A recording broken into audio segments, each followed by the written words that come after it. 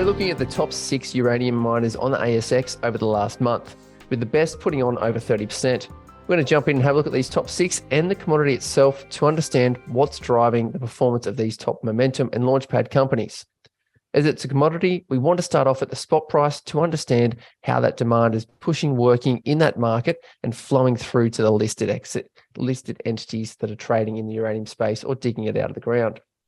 We can see that the price has not really moved so much on this quarterly basis. Then we want to have a look at the more liquid instruments on the listed bourses around the world. The Sprott Uranium Market ETF, that's the first one, the physical trust that people want to be having a look at because that is the most heavily traded and reflects what's going on in the uranium market.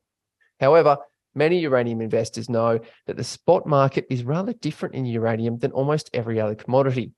There aren't many purchasers that will knock on the door of a uranium supplier and say, "Can I have some uranium, please?"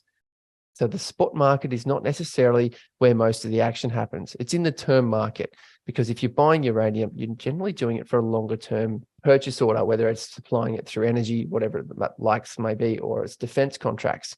So 5, 10, 15, 20-year terms are the periods most people look at to understand how they're turning, how much volume's being contracted for, to really boil down and see how that demand equation's happening.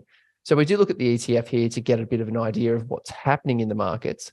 We can see April and May, it's bottomed out, risen throughout May and risen in June. That does reflect what we're seeing in some of the share prices. However, it's not the share price itself. So we move over to the Sprott Uranium Miners ETF. These are the larger uraniums across the world put into an ETF so we can see how they're performing. Throughout March, April and May, also partially into June, we saw them trawling along the bottom. Quick reversal in June with a volume spike, seeing them shoot up from 29 north of 35 just recently. That doesn't necessarily reflect a lot of what we see on the ASX because a lot of our miners in the uranium space are quite small. We enter then into the Sprott Junior Uranium Miners ETF. Obviously a younger one, a more recent listing because there's not much history to the left-hand side.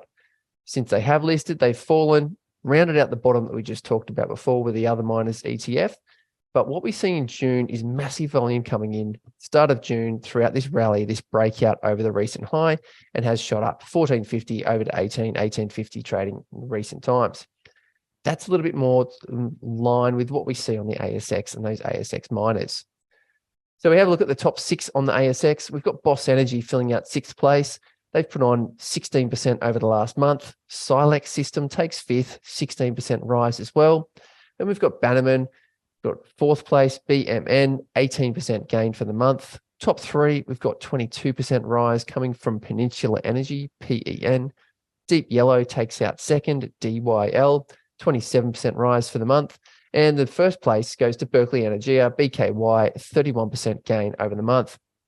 Understanding how the thematic has moved in recent times, it has come in ebbs and flows with demands and peaks. If we look at the momentum ranking for the quarter, as they're rounding that bottom, we do see them. They did increase in the launchpad, but we see they came into top position. So this green line here, the light green, shows the uranium ranking as a theme on the ASX.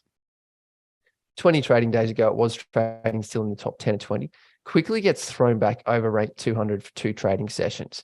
Then jumps back into 11th, into sort of the top 30, holds that position, thrown back to 200 once more, and then jumps back in there and has been holding that top 50 position for the last 5 or 6 trading sessions.